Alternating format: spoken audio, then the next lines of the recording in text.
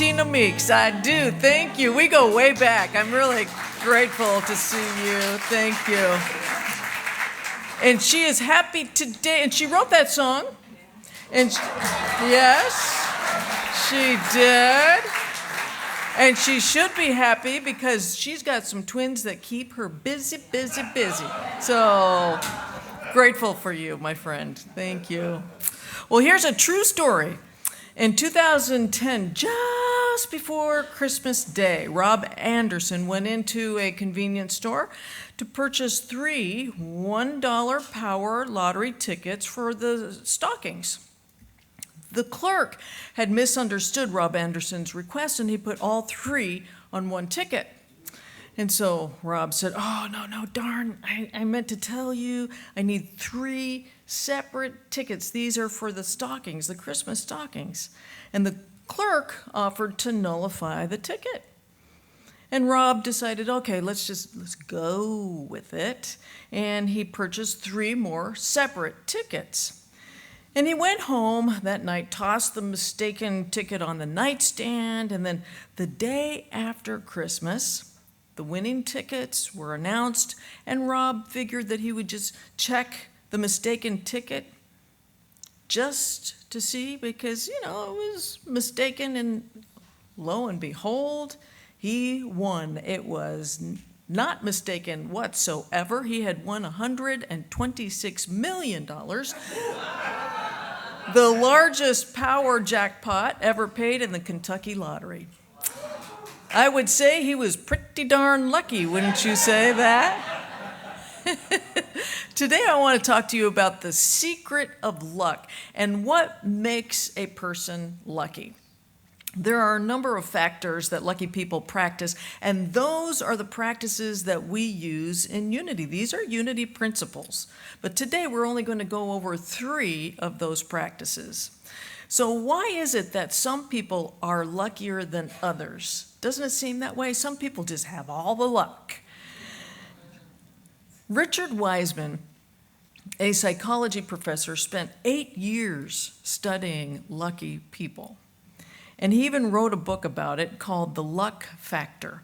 And through different experiments, he concluded that those that get the good breaks, that it has nothing to do with karma, it has nothing to do with destiny, it has everything to do with how we see ourselves. He even stated what he calls, or he even started what he calls a luck school to teach people to be luckier. It's kind of like Hogwarts, Hogwarts from Harry Potter, the School of Magic. So let's create a foundation here, shall we? You see, many people think that there's some force that comes out of the universe and does some kind of hokey pokey in their lives, and then all of a sudden they've got the circumstances they want, they've got the people around them that they want, they've got the environment around them that they want, they've got the things in their lives that they want. And you look at that person and you say, boy, that person is just lucky. But since you and I are really good Unity students, we know that luck is not something that happens to you. The truth is, you happen to luck. You and I know that everything in our lives are a reflection of who we are inside. For instance, when you look at these types of people in the world that we call lucky, they all have some things in common. And it would serve us all to take a look at what these lucky people do and how they incorporate these principles into their own lives. So let's look at factor number 1 in being lucky. Lucky people see luck everywhere, or what we would say in Unity, we see good in everything and everywhere. There was an experiment that was done where Dr. Wiseman, he took 2 different kinds of people. Those who said that they were really unlucky, where they would actually say, good things don't happen to me, I never win anything, life is a struggle, blah, blah, blah, blah. Then there's the other kind of person that said that their life always turned out no matter what, and that they always found themselves to be very lucky.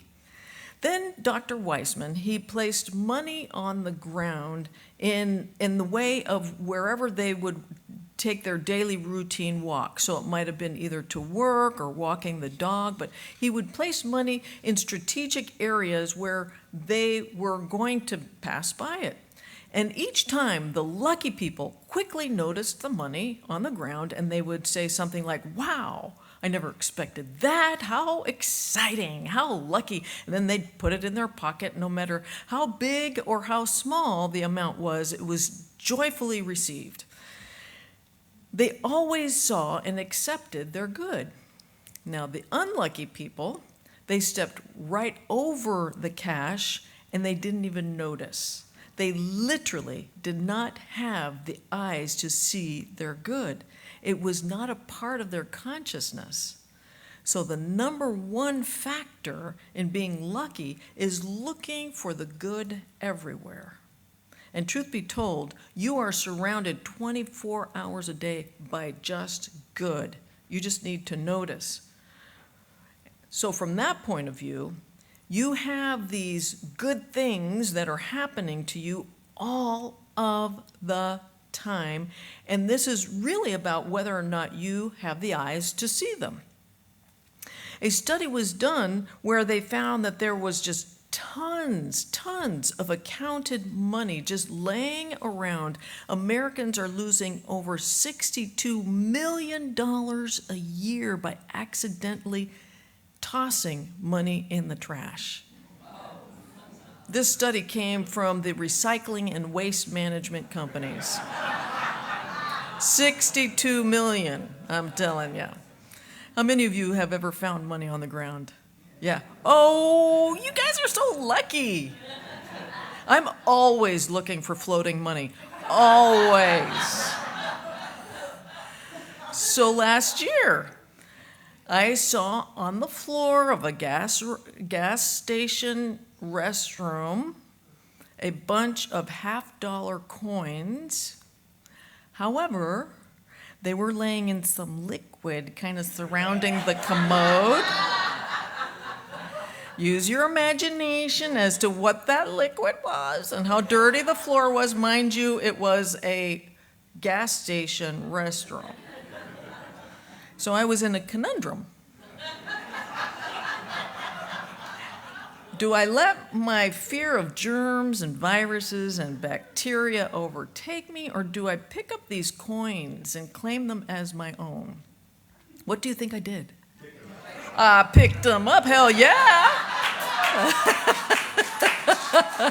I picked up those coins, I washed the heck out of them in my hands too. I was totally grossed out. And then I said, okay, universe, just in case this was a test, as you can see, I am always open to receive just larger bills next time, and in a place that is clean, it would be preferable to me. Not long ago, my stepdaughter, Stephanie, was walking on the beach, and a $100 bill just blew by her in the sand. She just picked it up, thanked the universe, put it in her pocket. How easy is that? She's a very lucky person. And I'm sure many of you know who Richard Branson is. You know who he is the British business tycoon, investor, and philanthropist. He founded Virgin Group, which controls more than 400 companies.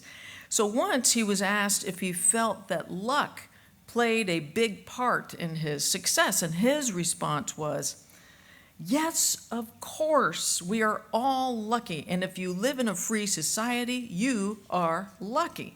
Luck surrounds us every day. We are constantly having lucky things happen to us, whether we recognize them or not. I have not been any more lucky or unlucky than anyone else. I'm just recognizing it. He is so smart. That is it in a nutshell, spoken like a man of true wisdom. He has the eyes to see all the good that surrounds him. The universe is always giving to us. And the question is, are we going to stop and notice? So here's another factor that lucky people have that I want you to just be aware of. And one of the things that they have is they embrace setbacks. As we all know, life happens. It just happens. Life takes twists and turns that we would never have imagined. But what has been found is that lucky people are resilient, and they are not put off by setbacks. They may be disappointed about a seeming letdown here or there, but most likely they will see it as a course correction, leading them to something better. They don't blame the externals. Isn't that sometimes what we do? We blame the externals, but they don't blame the externals. Remember, it doesn't matter what happens, it only matters what you do with what happens. In the 1980s, a dear friend of mine worked for a company called MCI. Remember MCI? They were a telecommunications company, and after a while of him working for them, they could no longer pay him. So they paid him with stocks. And at first he was very disappointed, but he embraced the setback, took the stock, and continued to work as long as he could. And then came the day where MCI had to downsize even more, and they had to let go of most of their employees. So he was out of a job, but he embraced it. Okay, he thought to himself, this is a course correction. He did not blame the externals. And you know who bought MCI? Verizon. Suddenly, he became a very wealthy man. He embraced the setback, but this is not the end of his story. He started to see that cell phones were going to be something of the future, not just for the chosen few who could afford it. Remember the cell phones that were like this big with an antenna, and you'd be like... So he began a company to lay down cable in the ground, cable between cities so that everyone could have cell phone usage. And he did very well, as you can imagine. But then he also realized that he wasn't the only company out there that was doing this. And instead of cable, now these companies were starting to put up cell towers. So once again, he was kind of let down. He had a course correction. Technology was changing. Now his company had to change too. So there was, as I said, a setback for him. And once again, he embraced it. And he decided to bring that same technology of cell towers to Central and South America. He seized the opportunity. As you can imagine, he did very well. You see, the dynamics of life is that things happen from time to time, and being able to go with the flow creates wonderful opportunities. Setbacks, all they are, they're just course corrections to get you to your highest good. Lucky people see everything as something that is good, even though it may not look good. They embrace the philosophy, and this is my philosophy as well. It may not look good, but there's good in it, right? So I'm going to say this once. I'm going to ask you to repeat it with me. It may not look good, but there's good in it. Together, it may not look good, but there's good in it. So this is the thing about lucky people. They actually tune into a higher order, even though they may not know that they are. It's normal for them. This is how they do things. And on a higher order, it's always saying, hey, there's something better on the other side of this setback. And the universe is saying, don't whine, don't wallow, don't complain. Trust, you will see. Everything is going to get you to where you want to be. So being lucky means trusting that God has the bigger picture, that the bigger picture is always good, even though it may not look good. It means trusting that you are always in the right place at the right time because you don't have the bigger picture. The universe has that. You know, there were many inventions that were discovered by accident, a seeming setback. Plastic is one of them. It was supposed to be a forever liquid, and through some mistake, an agent was added, and the liquid hardened, and what do we have today but a world of plastics? Your cell phones, computers, this podium, water bottles, microwave ovens, cars, everywhere you look, there is plastic. You see, the unlucky person would have said, "This is a failure," and they would have thrown it away. Good thing that the inventor was aware enough to see the good that it has in it for all of us. In 1953, in a New York restaurant, when a customer just endlessly was complaining about the fried potatoes, that they were too soggy, they were too thick, and just repeatedly kept sending it back to the kitchen, and the chef, George Crumb, embraced it and looked at it as a challenge to do something bigger, something better. And so he took the request for a thinner potato, and he took it quite literally, and he cut the potatoes into thin slices, fried them, and then put salt on them, and voila, the most popular snack in the world was born, the potato chips. Yes. Instead of being annoyed, he turned it into something good, into an opportunity. What may look like a failure is just a course correction to something better. Embrace the setbacks. You never know where they're going to lead you. Now, one more aspect about lucky people. Lucky people either know or at least have a sense of the power of I am. They have a sense that what follows those two words will influence the kind of life that they will lead. Whatever you do, I am. Whatever you add to I am, you will become. Whatever you add I am to is added unto you. I am blessed. I am strong. I am healthy. Or some people, I am unlucky. I am weak. I'm unattractive. Where do you place your I am? Lucky people know that the I ams that come out of their mouths affect them and will bring either success or failure. All through the day, the power of I am is at work. And that is why in Joel 3:10, let the weak say, I am mighty. I am mighty. It does not say, let the weak say, I am weak.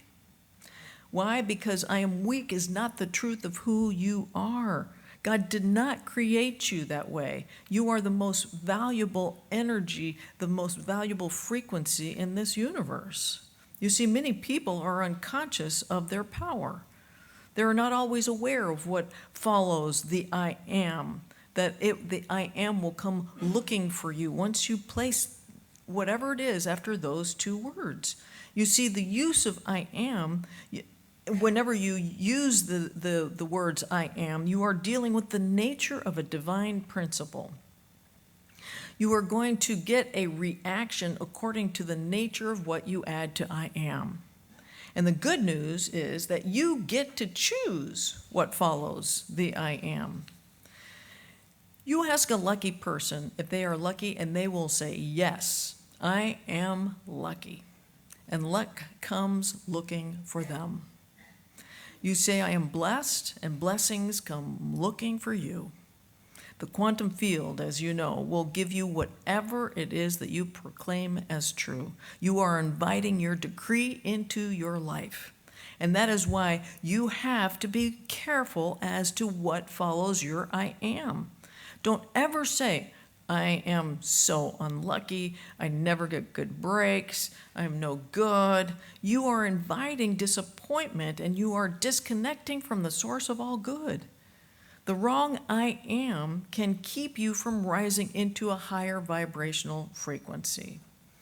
You need to send out some new invitations, if you will. Get up in the morning and invite good things into your life. Once you decide, I am lucky, today is my lucky day. I am lucky, today is my lucky day. Then your inner divinity goes to work, and it's alive, and it goes to work in your favor.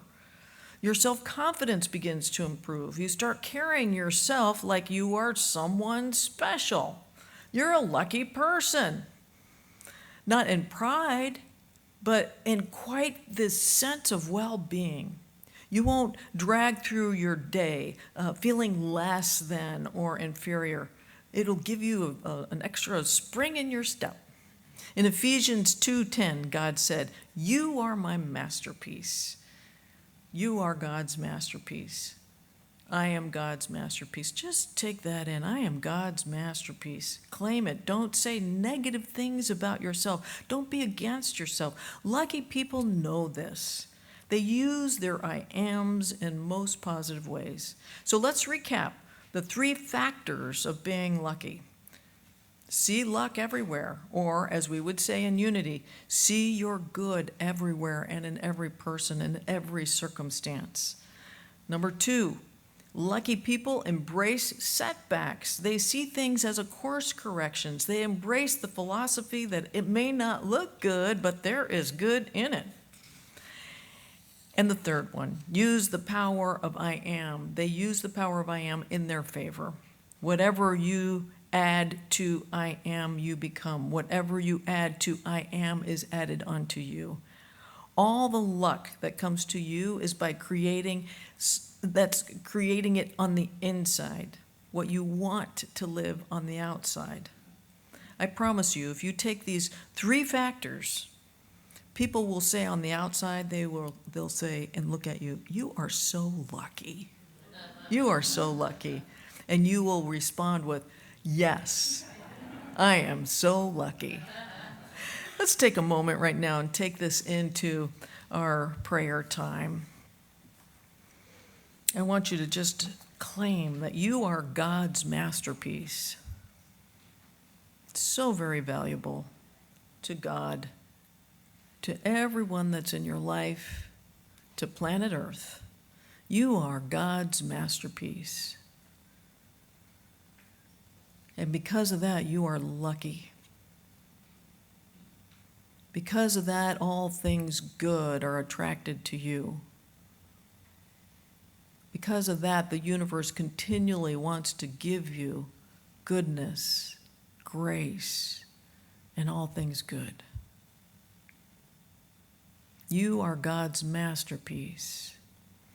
And just take that in. Say to yourself inwardly, I am God's masterpiece.